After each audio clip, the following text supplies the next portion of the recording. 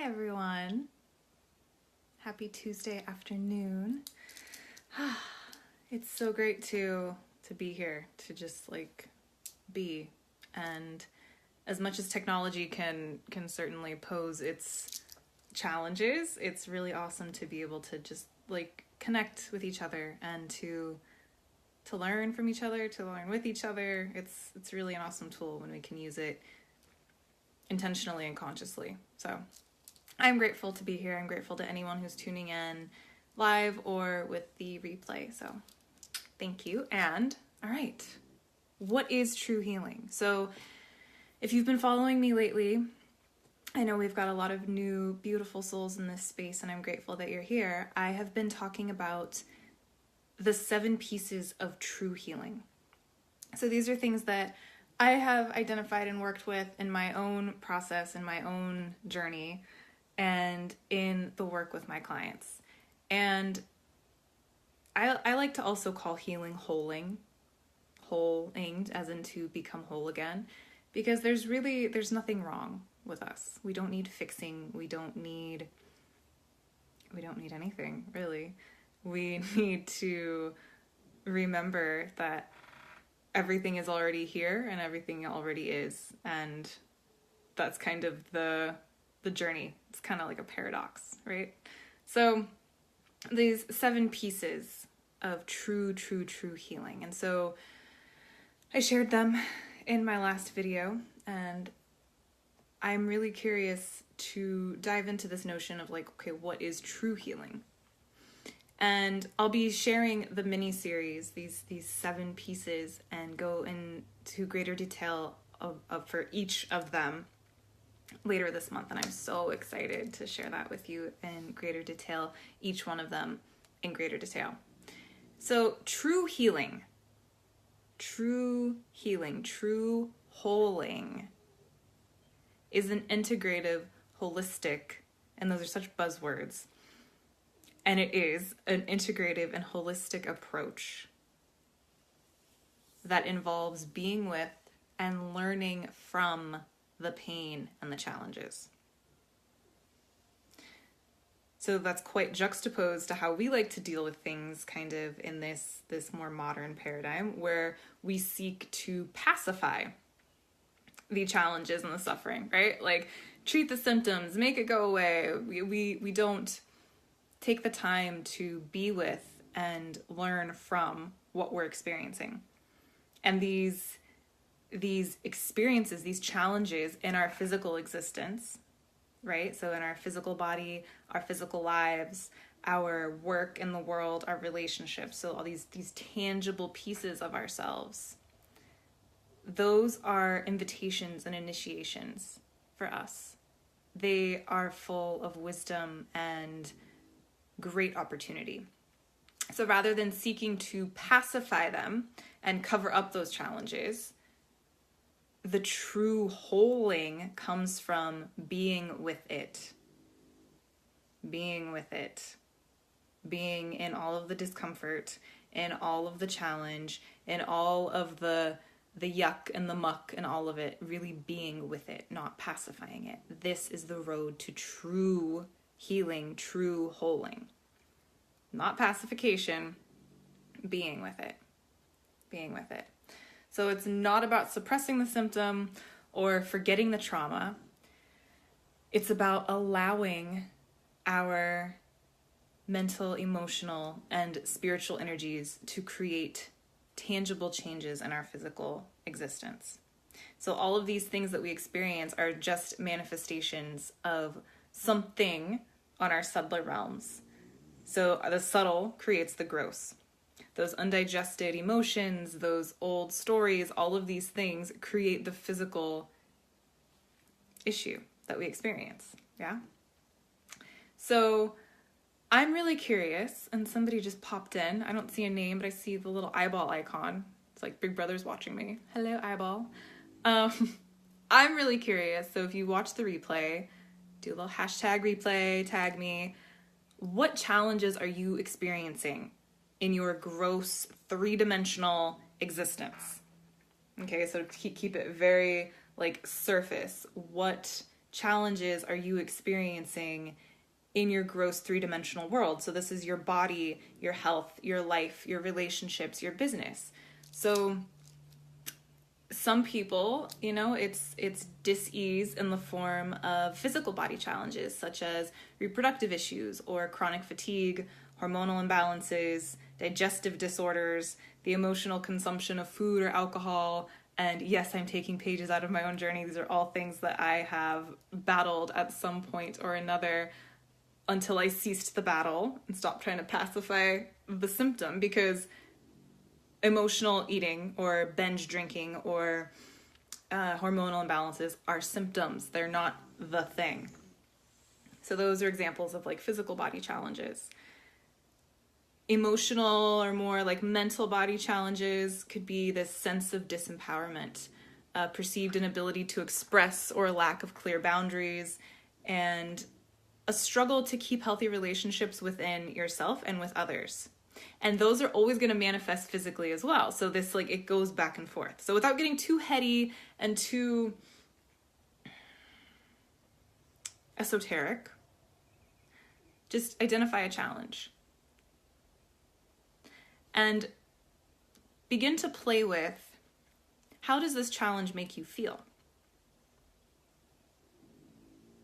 And then from there, I invite you to shift your perspective and play with the notion that perhaps, just perhaps, this challenge exists because you already felt that way on some level. So, in keeping with using myself as an example, the hormonal imbalances that I struggled with, so we're just keeping it very surface level on this point. I won't dive into the like roots and how, from a physiological standpoint, early childhood trauma can create this. Okay, we're just going to keep it very like surface.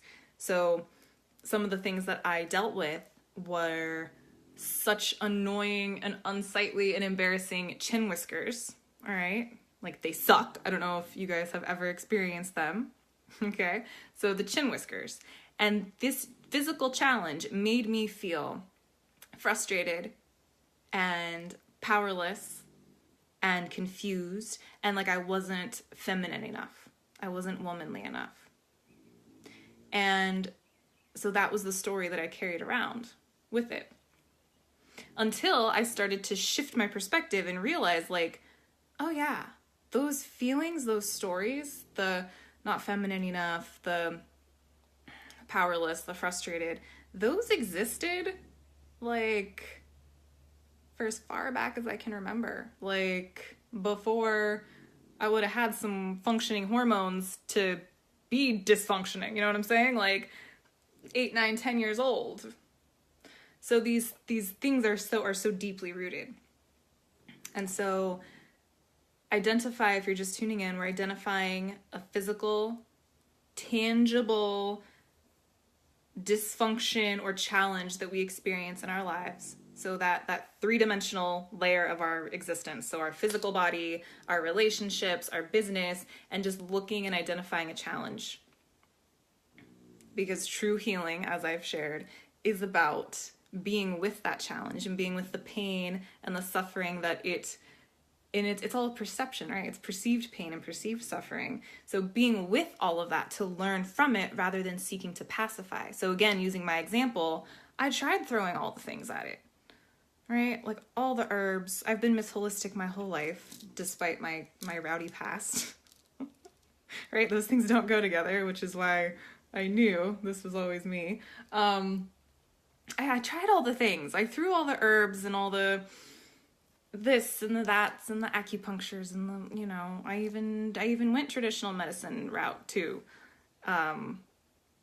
which cracks me up, right? Why do we call like prescriptions traditional medicine? Anyway, I am getting all over the place. Let's stay on track. And I did all those things, and to no avail. So it wasn't until I started to be with these messages and be with these feelings and be with how these challenges were making me feel that I was able to begin to start to shift them. And that's where true healing takes place. And from being with that, we're able to really alchemize our life experience into wisdom.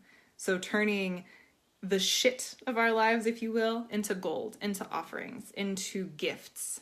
Your gifts lie within the most challenging and darkest and ugliest and negative and all the other labels that you want to put on it, periods of your life. So the hardest things you've ever been through, those pieces of yourself that you like don't want anyone to see, or that you may yourself feel ashamed of, or that are just like the bane of your effing existence because they're there. These old traumas, these old things. Through that is where this true healing, this true holding, and where your gifts and life purpose are. Period. And so many of my clients they're in similar work. They're also intuitives and coaches and conscious entrepreneurs and light workers, and they see that. So by deepening into that truth, right, getting into the shit of our lives, they're more able to really step into their path and their purpose. So even if that's not you, if you know, we're all global citizens and we owe it to ourselves and to the lineage who came before us and the one after us and maybe the little ones that we're raising to really get in there, right? And to experience this whole ing process. I'm making up words. It's fantastic. So yes, all of these challenges on the 3D level are simply manifestations of our internal workings, our subtler realms. As I always say, the subtle creates the gross. Just always kind of let that be your mantra. And you can work it backwards, right? So the gross, we can break it back down into its subtle components and identify like what's the root? Where is this coming from? How is this being allowed to be created and regenerated? Because we're constantly in a process of like creating and destroying and recreating our lives. Every day we make new decisions, we make new plans. Our bodies are constantly regenerating. And so why then would these challenges keep coming up if there's always this fresh, clean start? And that's where we can dig in and dive deeper and get to those subtle roots and shift it from there. Hi, Kath. Thank you for being here. So, yes, if anybody wants to share a physical challenge they're experiencing, that would be fantastic. And another thing to think about, if you can see yourself being more fulfilled, more on purpose, more radiant, happy, healthy, whatever words resonate with you. We all have those kind of command words that really resonate with us, and words are so powerful. And we all have this kind of ideal version of ourselves that we envision. And I would just like to invite you to really accept that that actually is you. If you can imagine this person, it's because that's actually you, right? You're not going to imagine something that's absolutely ludicrous or like out of reach if it weren't possible. So that person is you. The current challenge is that gift and initiation to get closer to that version, and is an invitation to peel away the crap that is on top of that person. So it's like polishing an old penny. All right, you're just rubbing away the old stuff. So envisioning that person right now, draw them into your mind. Like, what do they feel like? What do they look like? What are they wearing? What do they do with their days? How do they feel in their bodies? And so what do you think and feel comes between current you and this more ideal you that you are longing to embody? What do you think is the number one thing that blocks that bridge? The bridge between these two versions?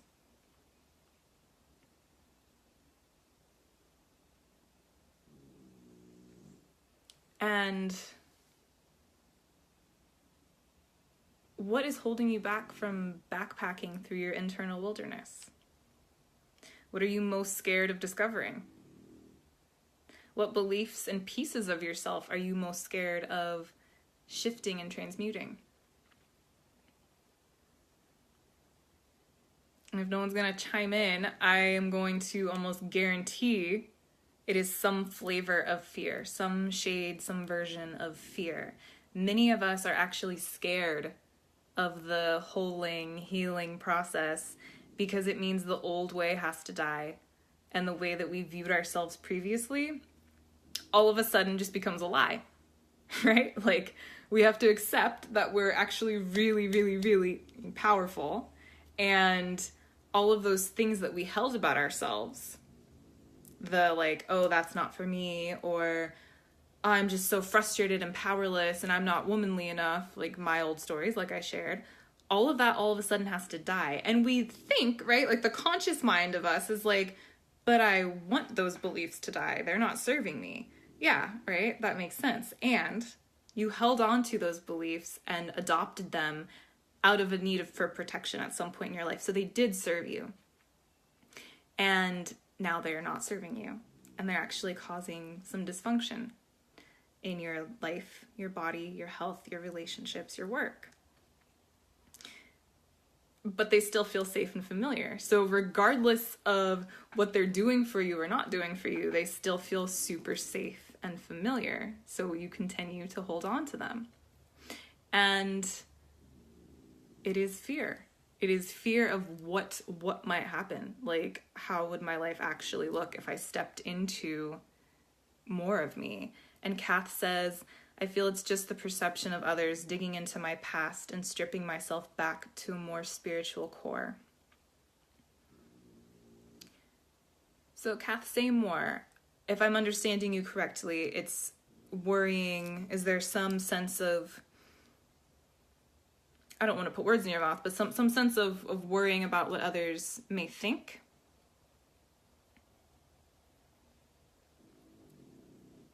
Or worrying about the influence of others, or what others may, if they will not accept the stripped away authentic Kath. Because that is something that comes into question too, is these old relationships that we have are rooted in the perception of who we thought we were or thought we had to be. So those false identities that we adopted, and those ways that we walked around in the world, all of a sudden are up for question. And some relationships may not survive. There's this quote I love. I can't remember where it came from. It says that people come into your life for reasons, seasons, and lifetimes. So it's like those varying lengths. So reasons, it's maybe just a simple, short, could be an interaction at a coffee shop, just, that reason. And a season is like a phase of your life, self-explanatory. Reasons, seasons, and lifetimes. You get it. And Kath, I come from a family who do not believe in my path. Yep. That's so common. I feel that very deeply. It can be extremely challenging, especially with family, because that is our original tribe, right? Our original support, our first place of comfort and belonging, and a sense of belonging. So to lose that, or to have the perception of losing that, can be super terrifying. That's when that fear pops up. And that you're this is a perfect, beautiful example. Thank you so much for opening and sharing. It's like what I was saying. It's some flavor of fear that holds us back from just totally like going for it and dropping in.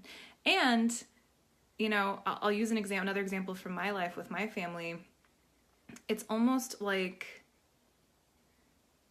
there's an allegiance for me, there was an allegiance to that familial status quo. So who am I to break that? Who am I to be happier and healthier and more whole and not follow the same kind of structure and the same type of beliefs and the same type of lifestyle. Like, who am I? That's just weird. And like, you know, that there's this almost, like I said, allegiance to the status quo despite it not working for you. And that can be internally. You're like, oh, these things are safe, I like them. Your ego and subconscious are trying to protect you. And externally with the family.